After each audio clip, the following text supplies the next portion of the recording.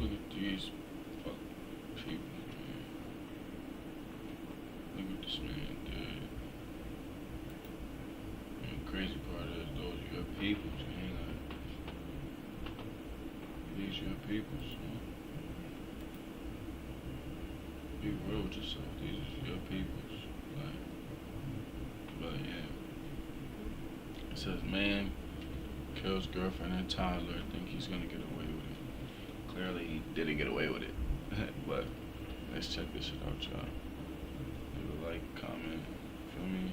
If you a new sub. If you an old sub, I know it's all love with me, man. And we live again. We gonna be live probably, like, you know. I don't know, but this is how we starting. Shout out Emily, first girl. I was just live a few minutes ago, but they copyrighted, so I had to get up out of it. Her little girl disappear without a trace. So, she's not That's so. What do you mean? Well, that's the reason that we're here, is the family's calling us, saying we haven't heard from our daughter and our sister. Suspicion quickly falls on someone close. I hope they will be found, and I hope we can move forward from this. His demeanor raises more questions than This nigga said, I hope they'll be found. And I hope that we can move forward from this. I see that. I actually checked your channel. I fuck with your channel, the one that you have it for. That's you making those videos and stuff?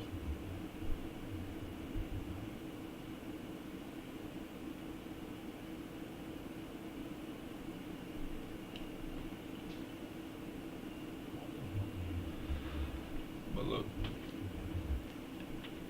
by his demeanor, y'all can already see on the camera. Look at this. on someone close. I hope they will be found, and I hope we can move forward from this. His demeanor raises more questions than answers. What really happened behind closed doors? And what dark secrets was he trying to hide? But to know the police are calling this a homicide, to know that someone has a 22-month-old child. It's crazy. But you're saying that is not you. Of course not. Welcome to the channel. If you think you've heard it all, think again. Hit that subscribe button and stay with us as we break down this case, because the truth isn't always what it seems. On April 14th, 2019, Jasmine Levitt, 25, her 22-month-old daughter, Aaliyah Sanderson, and her boyfriend, Robert Leeming, met up with Jasmine's family for dinner. It was a normal evening. Small talk, shared meals, nothing out of the ordinary. But Jasmine's sister, Genevieve Levitt, couldn't shake the feeling that something was off. Jasmine and Robert seemed distant, more than usual. At the end of the night, Jasmine and Genevieve made plans to meet again for dinner on April 19th, Good Friday. When the 19th came, Genevieve waited, but Jasmine never showed. She called. No answer. She texted. Nothing. That wasn't like Jasmine. She would never miss plans, and she would never ignore her messages. A pit formed in her stomach. Something was wrong. But before we get ahead of ourselves, let's take a step back. To understand what happened next, we need to know how Jasmine got custody of Aaliyah in the first place. Jasmine was just 23 when she became a mother. Aaliyah's father was Robbie Sanderson. He and Jasmine weren't married. At first, everything was okay, but as time went on, cracks started to show. Robbie never wanted to have a child. Robbie began coming home late. Then he started coming home drunk. It only got worse from there. His temper started to flare. One evening, Robbie demanded money. Jasmine refused, but he wouldn't let it go. She locked herself in the bathroom and called the police. When he realized what she was doing, he snapped. He kicked in the bathroom door, ripped the phone from her hands. He didn't hurt her, but the look in his eyes was enough. So he basically murdered a kid that is crazy. He did as murdered somebody else's child. That's insane. When the police arrived, Robbie was already gone. Since Jasmine hadn't been physically harmed, there wasn't much they could do. Jasmine and Robbie eventually split up, and that's how Jasmine got custody of Aaliyah. Now, 2 years later, Jasmine and Aaliyah were AWOL. By 5 p.m. on April 19th, Genevieve Lovett had enough of waiting. Jasmine wasn't answering her calls or texts, and that just wasn't like her. She drove over to the house Jasmine shared with Robert Leeming. When she got there, something caught her eye. The basement light was on. That had to mean someone was home, right? Feeling a little relieved, she walked up and knocked on the door. Nothing. She waited a moment, then knocked again. Still no answer. Genevieve rang the doorbell once, twice, over and over, but no one answered. With no response from Jasmine, she left.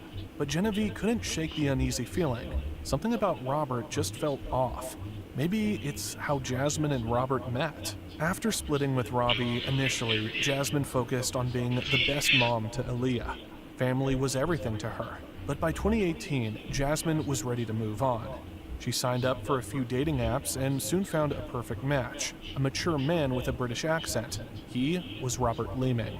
And now Jasmine is nowhere to be found. She was supposed to be with Robert, but neither of them were answering Genevieve's calls. By April 21st, Jasmine's mom, Kim, had enough of the silence, so she went over to the house to check in. She knocked, rang the doorbell, same routine, but no answer. Since calls, texts, and visits weren't getting through, Kim decided to try something different. She taped a note to the front door, hoping Jasmine or someone would see it. When Kim first met Robert, she was truly impressed. He was so much better than Robbie. But Robert had his own baggage. Robert had grown up moving from place to place due to his father's military career, which made it hard for him to form lasting. The fact that if they saying this guy right here killed the girl, bro, that means he murdered a child that's not his and the mom type shit. That's not crazy. Like, what the fuck? It's not crazy. You got you, man. And then you on the news acting like you ain't do this shit. Like he's on the news out here acting like he didn't do this shit. He not crazy, y'all. People are psycho. You gotta watch. He on the news looking normal. Friendships. He found comfort in online communities, where he was more outspoken. That's how he met his first wife, a Canadian studying to be a teacher. They married in 2013, had a son, and later divorced in 2017. She was granted full custody, with Robert having supervised visits. Despite the split, he remained in Canada on permanent residency, working as a heavy goods vehicle mechanic. By 2018, Robert was back on dating sites, and that's where he met Jasmine. Their relationship escalated quickly. Within a month of dating, she and Aaliyah moved into his home. Robert adored Aaliyah, happily taking on childcare duties, while Jasmine focused on raising her daughter full-time. He cooked, cleaned, and seemed like a supportive partner. But now, why is he supporting Jasmine, completely ignoring her family? 4 days had passed since Kim left the note on Jasmine's door, and on April 23rd, Jasmine was supposed to meet her mother and sister for dinner. But as the evening went on, it became clear she wasn't coming.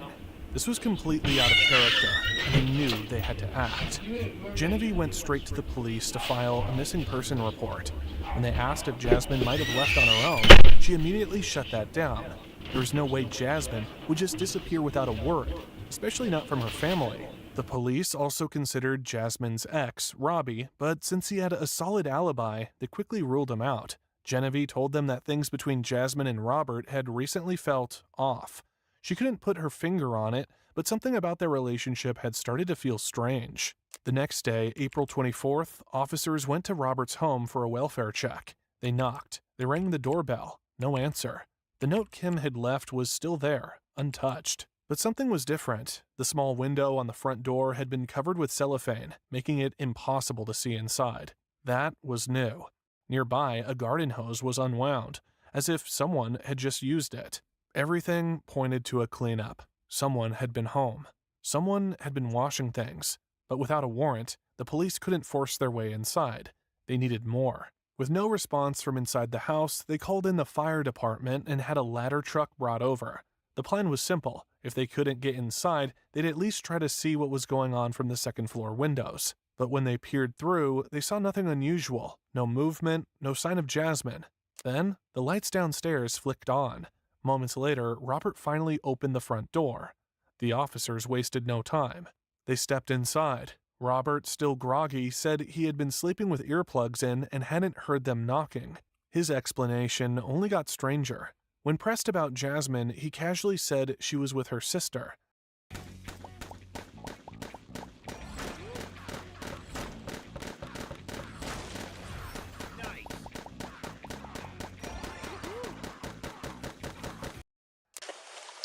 How's it going?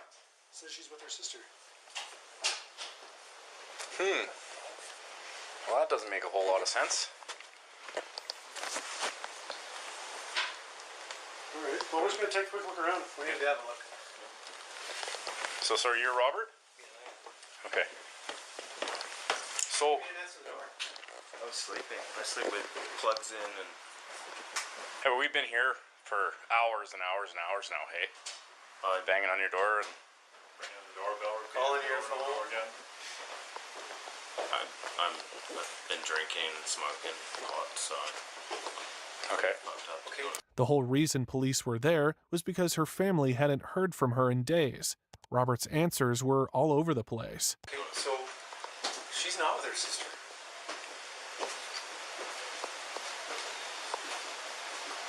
What do you mean? Well, that's the reason that we're here, Why do you think we're here? is that the family's calling us, saying we haven't heard from our daughter and our sister. Yeah, it makes sense. Okay, that makes sense? Yeah, Okay, why does that make sense? because I haven't heard from her either. Okay. First, he acted like he had no idea why the police were there. Then, suddenly, he said it made sense because he hadn't heard from Jasmine either. So, do you guys get in some sort of argument? No, not that I'm aware of. Well, not that you're aware of. Like, you're not making a whole lot of sense to No, me, like, here, guy.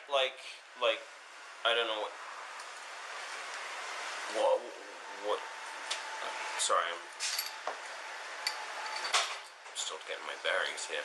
At first, he denied having any argument with Jasmine, but then mentioned they had argued weeks ago. So she's not with her family, but she did threaten to move out. I don't know, like 3 weeks ago, we got into a tizzy. She threw a bunch of my stuff out, food, stuff like that. She had supposedly been planning to spend Easter with her family. So, what makes you believe that she's with her sister? She told me that she was going to go and spend Easter with them on Tuesday. I was talking about it because I don't have my son, so, you know, it's kind of depressed about that. But just, you know, drinking a lot over the weekend because I've pretty much been on my own, right? Okay. But none of that explained where she was now. And then there was this, the strangest part of the whole interaction. Nothing, like, that would concern me. Nothing that would concern you. Okay. Like, I mean, I've had people living with me before, and they move out. You don't hear. Right, but this isn't just like a roommate. This is your girlfriend. No, it's more roommate than girlfriend. Okay. She's more of a roommate than a girlfriend? Yeah. It was an odd way to describe someone he had been living with, but the police weren't there to figure out the details of their relationship. They were there to find Jasmine. So, the last time that you saw Jasmine was when? Thursday. Okay. And at that time, you guys were A-okay or fighting, or what was the status? I would say in the air. Judging by what obviously's gone down. And she was nowhere in sight. Does she have a car? I don't know. No, she doesn't have a license as Or far as at least? I'm aware. That's for long. August. I do now.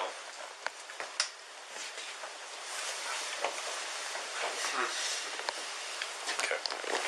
I'm gonna go make a call to mom and try and get some more info.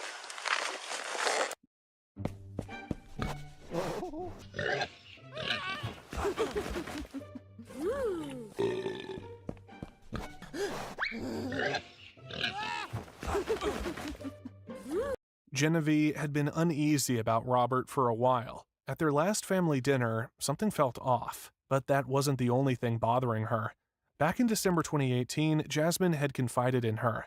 She and Robert had broken up, but decided to keep living together as roommates. It wasn't ideal, but moving out on short notice wasn't easy. The breakup didn't last, and in a few weeks, they got back together. Around that time, Jasmine found out she was pregnant. She later chose to terminate the pregnancy. Then, a few months before she vanished, Jasmine admitted she was struggling. Robbie had given up his parental rights to their daughter, which meant no child support. That left Jasmine scrambling to find a job to support both of them. She was frustrated. She wanted to build a stable life, get a job. Jasmine had been trying to settle down, not run away. As investigators dug deeper into Robert's past, more concerning details came forward. His divorce was ugly. His ex-wife had accused him of emotional abuse in court. Toward the end of their relationship, he was drinking too much and was always angry. She also mentioned his growing collection of guns and knives, which, combined with his temper, made her fear for both her safety and their sons. During their divorce, his ex-wife also discovered unsettling internet searches on his phone. One search detailed how to chain a dog to a tree and abandon it, something he had actually done. Even more alarming, another search involved a mother and child dying in a house fire. Given what had happened with the dog, his ex feared he might act on this search too. With this information and Robert's increasingly erratic behavior, the police decided to arrest him. On April 25, 2019, 10 days after Jasmine went missing, a SWAT team arrived at his home. They attempted to enter through the front door, but it wouldn't budge. When they forced their way in through the back, they discovered that Robert had barricaded the front door with barge poles. That was only the beginning of the strange things inside. Scattered around the house were strips of bacon, one hanging from a dining chair, another stuffed into the cap of a dry sump system in the furnace room. Several spots on the walls had been sanded down and scrubbed clean. Something was definitely off. Police had already obtained security footage of Robert making repeated trips to his garage, so they searched there next. Inside a gun safe, they found multiple firearms and boxes of ammunition. In the garage trash cans, they discovered a partially melted firearm part, infant toys, Jasmine's prescription bottles, and most chillingly, Jasmine's shredded passport. Robert was arrested and taken to the station for interrogation. Robert told investigators the last time he saw Jasmine and Aaliyah was on April 17th. They went for a picnic at Bragg Creek. Afterward, they returned home. Jasmine sat on the couch watching TV while Robert got ready for a date. He claimed they were just roommates and that he had been seeing another woman for a while. Sorry to y'all too, man. Those are niggas' emotions. And being psycho. You guys got put in a fucked up predicament. And due to her not dying. You know? This shit is all crazy. God bless y'all soul. Man, fuck Robbie. Word. This is a sad story. According to him, everything seemed fine when he left. But when he got home later that night, Jasmine and Aaliyah were gone. Investigators reached out to the woman he was with that night. She confirmed their date and said they met online in February 2019, about 5 months after Jasmine and Aaliyah moved in with Robert. They had gone on several dates, and he had stayed over at her place, but she had never been to his house. Investigators analyzed his phone data. That's when they discovered that on April 23rd, the day Jasmine and Aaliyah were reported missing, Robert deleted around 30 photos of them, along with a few images of a gun. His phone's location data also placed him in the Bragg Creek area, not just on the day of their picnic, but around the time Jasmine and Aaliyah disappeared.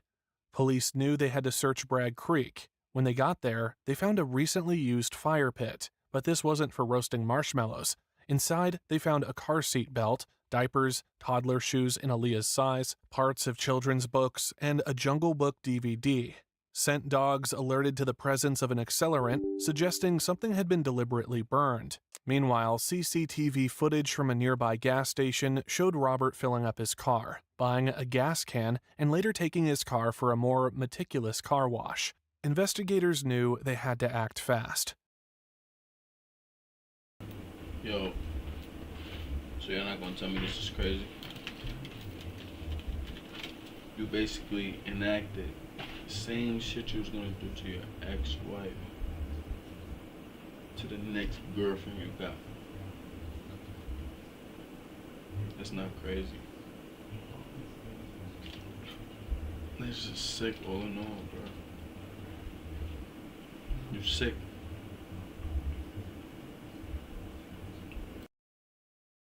The fire pit at Bragg Creek wasn't just some random campsite. It was a potential crime scene. With this new evidence, authorities got another warrant, this time to go over Robert's car with forensic tools. They swabbed for accelerants, checked for traces of biological material, and vacuumed every inch.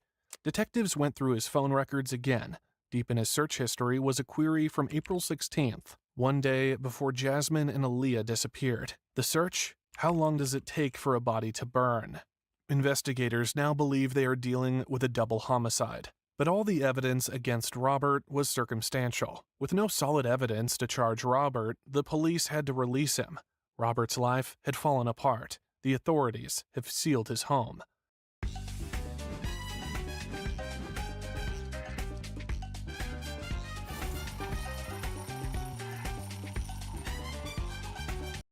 Pardon me.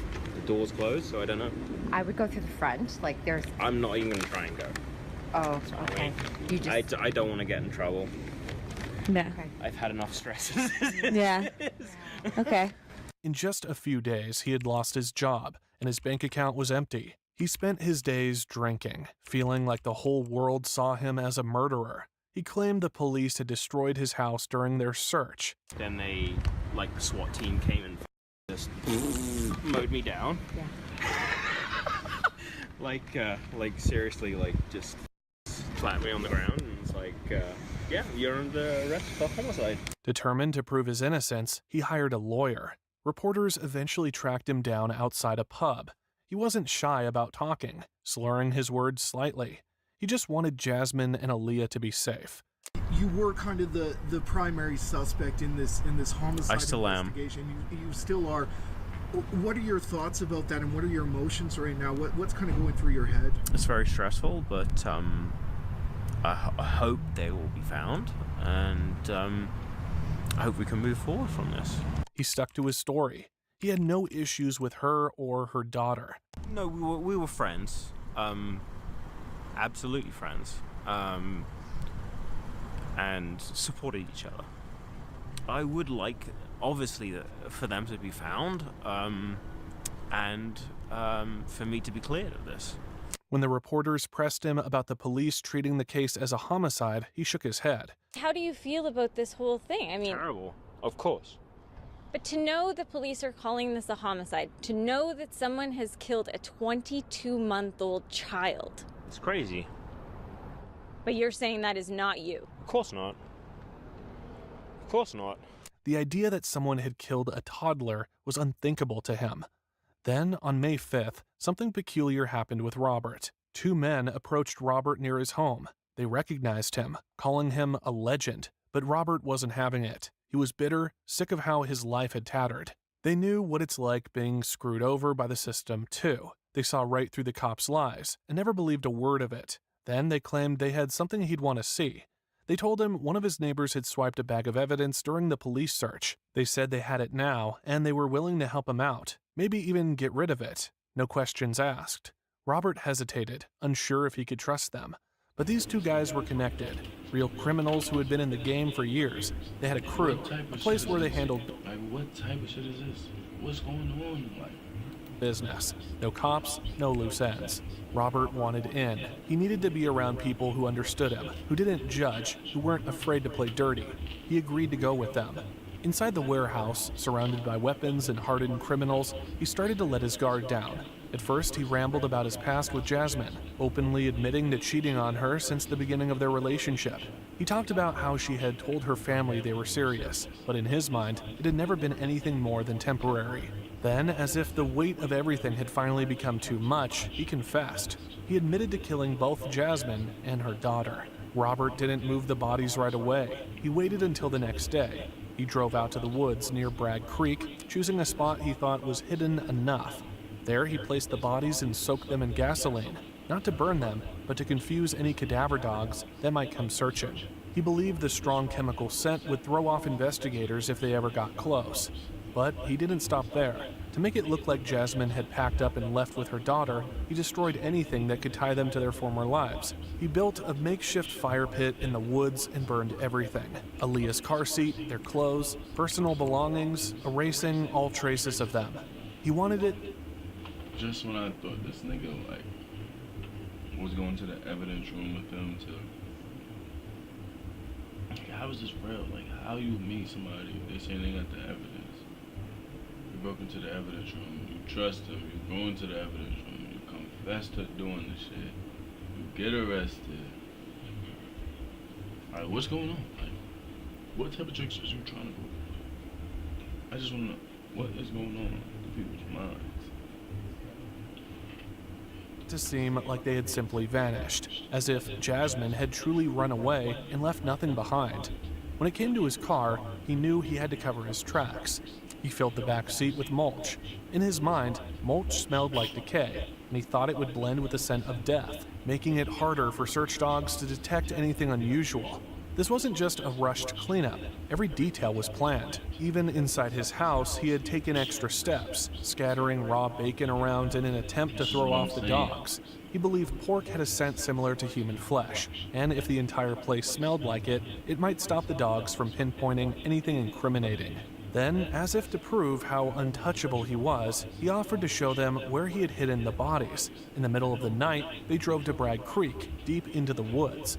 He led them to the site, not far from where he had burned the belongings. The bodies were exactly where he had left them, wrapped in blue moving blankets and covered with dirt, sticks, and mulch. But what Robert didn't realize was that the moment he led them there, his fate was sealed. His confession, his pride, his need to boast, it was all the police needed. The guys he was with were not hardened criminals. They were undercover police officers. Robert was quickly arrested. I knew it. Be asking me, man, does the Bluetooth I actually knew work? it. Bro, you get a I knew it.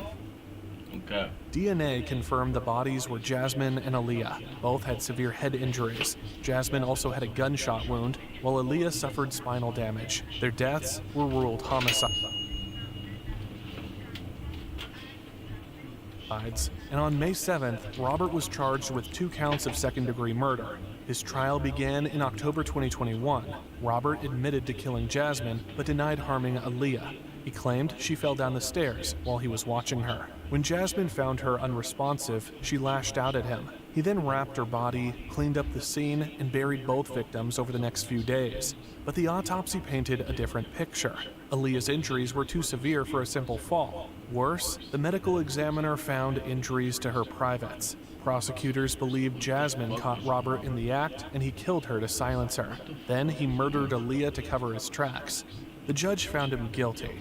He was sentenced to life in prison with a chance of parole in 22 years. Justice was served. But there's no victory in a case like this. Jasmine should have been watching her daughter grow up, not fighting for her last breath. Aaliyah should have had a lifetime ahead of her, not an unmarked grave in the woods. No sentence can fix that. No courtroom decision can undo what happened. But what it can do is make sure that the man responsible never gets another chance. It locks the door on his freedom the same way he took theirs away. And while Jasmine's family will always carry this pain, at least they don't have to wonder where he is. They know exactly where he'll be. I love you girls beyond words. You know that. You're my angels. We were very close. We lived together for a little over a year. And yeah, like I say, always made me feel included. Even their family, if they had a dinner, we were invited, me included. They came to our house and had Christmas. That's it for today's case. What do you think about Robert's defense? Do you believe his story, or was it all just another lie? Let me know in the comments below. And if you... I'm gonna let you know right now. I don't think Robert's defense was cute, man. I think it was horrible defense. Horrible defense. You get what you saw. For me, it is what it is. I don't know why you touched that girl. I don't know why she caught you doing anything. I don't know why you even lied for smoking her. Because that's like, it's common sense. Like, you gotta take certain shit for what it is. Like, shit. Like you, for example.